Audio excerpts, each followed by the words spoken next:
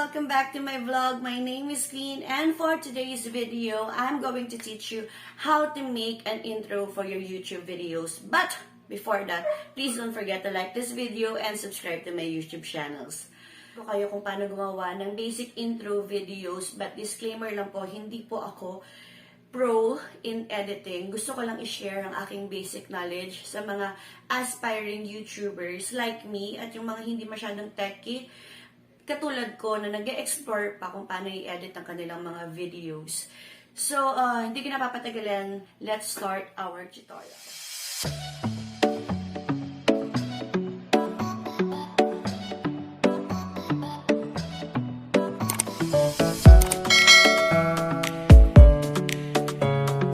So, ang first thing na gagawin natin is maghanap ng magandang background para sa ating intro.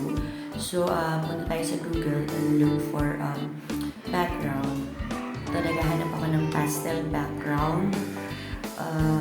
Siyempre, girl ako, no? So, bet ko yung mga pastel.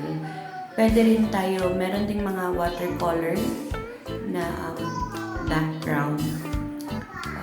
Pwede rin natin yun hanapin dito sa Google. Anything na gusto nyo or type nyo na background, pwede mahanap dito sa Google. So, yan yung mga examples ng watercolor background. But for me, I prefer the pastel colors muna. So, balik tayo sa pastel colors. And yun, hanap tayo na maganda. So, type natin, pastel color.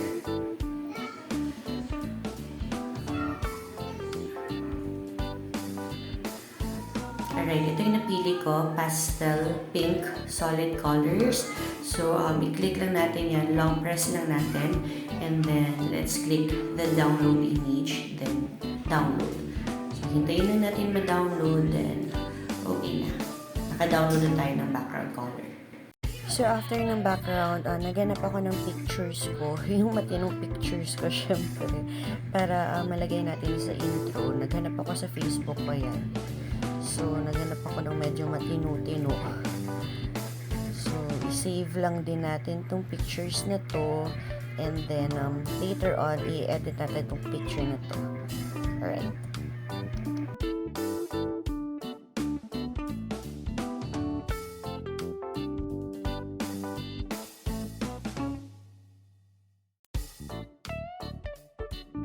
So, mag-edit na tayo ng pictures. For editing, ang ginagamit ko na app is PixArt. So, kung wala pa kayo nito, you can download that on Play Store if you're using Android and App Store if you're using iOS. Gustong-gusto ko tong app na to kasi very easy lang siya. May mga tools na siya na very easy to remove na yung background. Yung wala na masyadong kailangan gawin, mari-remove na agad yung background. So, start na tayong itanggal yung background. After natin makapili ng picture, click natin tong cut out and then person. Tapos, automatic na yan, madedetect yung picture natin. Tapos, click natin yung save. Then, yan. So, na-remove na yung background. And then, click natin tong arrow pababa. Masisave na siya automatic sa gallery. So, very easy lang, kaya recommended ko to. So, yun din gagawin natin sa ibang pictures. Okay, tapos na tayo mag-edit ng picture. So, mag-edit na tayo ng intro mismo ngayon. Ang ginagamit ko na app is KineMaster. KineMaster or KineMaster. Ewan ko kung paano i-pronounce. Bahala na kayo dyan. Basta, yun, dina-download ko to sa Play Store. Pwede siya sa Android. Hindi lang ko sure sa iOS. Pero, I think pwede rin naman. Pwede rin yun yung ma-check. So, yes, ito yung gagamitin natin na app for editing our intro video. Yan, click natin ng create new and then 16:9 na ratio and then click next. After that, hanapin natin yung background na napili natin kanina. I-click lang natin yan. And then yung red na line, ilagay natin sa medyo unahan. Tapos i-click natin ng layer. Tapos media. Tapos Tapos, hanapin natin yung picture na na-edit natin kanina. Most probably, nasa PixArt na folder kasi doon naman tayo nag-edit. So, i-select na lang natin yun. Tapos, pwede na natin siyang i-resize. Sa intro na gagawin ko, ang style nito, gusto ko nasa gilid siya una. Para may transition siya mamaya.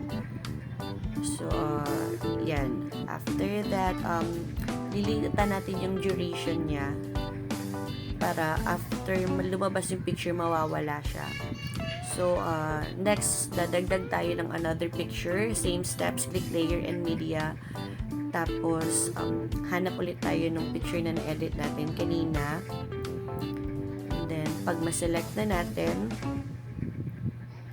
yan, i-resize natin siya. Ako gusto ko siyang same size lang sa naunang picture, pero depende pa rin sa inyo kung ano yung gusto nyo. Lawakan yung creativeness nyo. So, yan, i-overlap natin siya sa naunang picture. Tapos, liliitan ulit natin ang duration niya. Ayan. Right. So, next picture, same step, layer, media. Hanap ulit ako ng picture na na-edit kanina. So, ganun pa rin. Pag once na-click, babawasan natin ang duration niya. So, yan.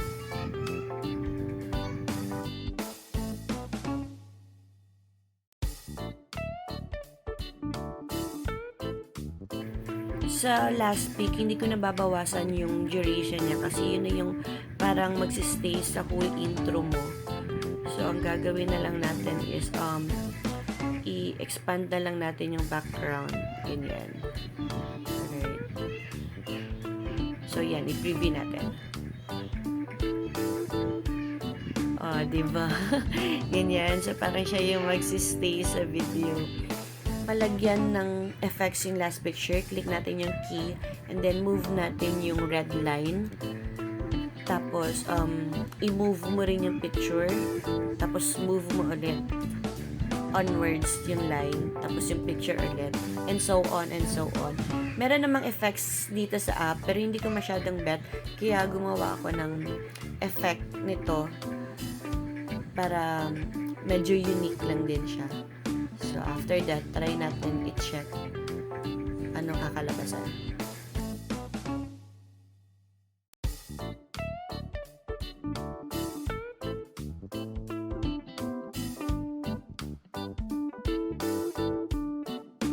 Ngayon, maglalagay naman tayo ng text. So, i-move natin yung red line sa gitna ng last picture. Tapos, click layer and then text.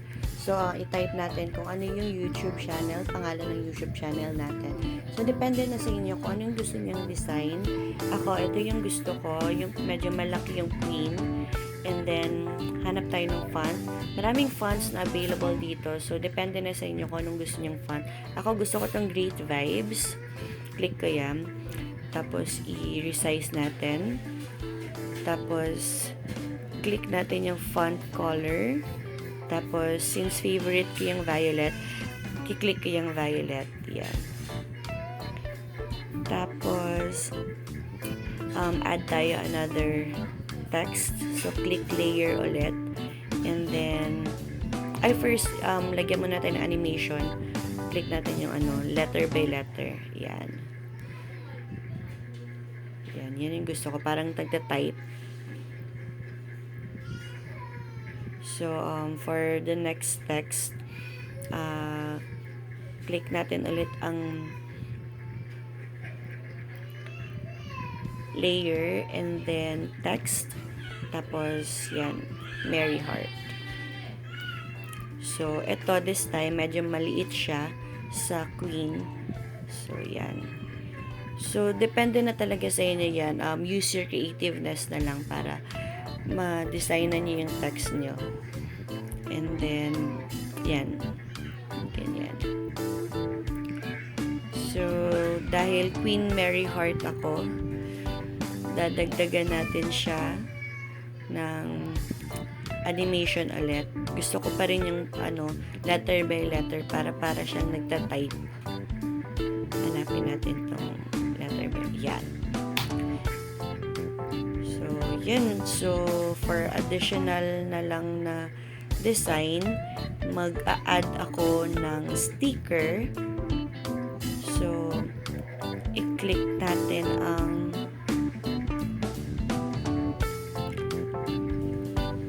layer and then sticker. Tapos yan, classic sticker. Dahil queen, maghahanap ako ng crown. Yan. So, ilalagay ko siya sa up ng queen. So, i-resize lang natin siya. And then, i-change din natin yung animation niya. Ito, click natin tong in animation. Yan. So, hanap tayo ng medyo bagay na animation. So, yan. Ito napili ko, drop na animation. Nasa sa inyo na rin yan. So, yan. Check natin yung transition niya.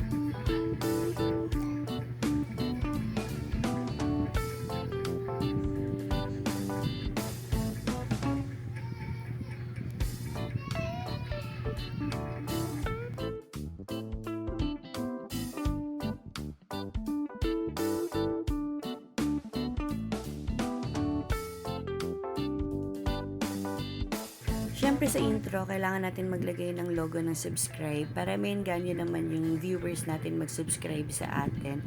Tapos gusto ko is medyo animated siya pero ang hirap. So may nakita akong hacks na pwede ko ituro sa inyo. So first na gagawin natin is open Google and then maghanap tayo ng GIF na subscribe logo. So yun. Okay, ayan. So, isa-search lang natin yung subscribe, GIF. I-type natin yan. Tapos, lalabas na lahat ng mga animated na subscribe logo. So, maghanap lang tayo kung ano yung gusto nyo na design. So, ako maghahanap ako. At ito yung napili ko. I-click ko lang yan, long press. And then, download video. Tapos, i-download na natin. And then, automatic, magsisave na yan sa ating gallery. After natin ma-download yung GIF, balik tayo sa editing. Ipapasok natin yung subscribe logo na na-download natin. So, click natin yung layer, media, tapos yung GIF na na-download natin. So, kung napapansin nyo, meron pa siyang white background. Alam kong pangit tingnan, so don't worry, tatanggalin natin yan. Para matanggal yan, kailangan na natin hanapin yung blending. Tapos, i-click lang natin yun. And then, multiply. So, ayan, nawala na yung background niya. Meron na tayong instant animated subscribe logo. So, ang gagawin na lang natin is adjust na lang natin yung mga text and yung picture. Tapos, iti-check natin kung ano na yung kakalabasan.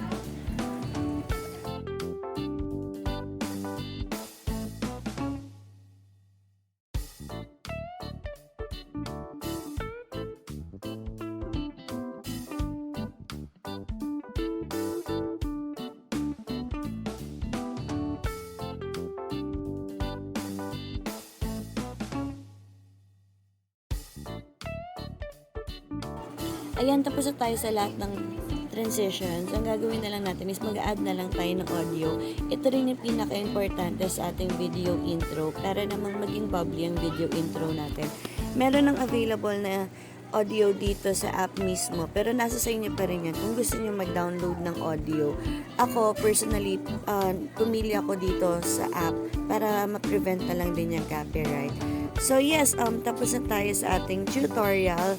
So, tingnan natin kung ano yung kinalabasan ng ating video intro.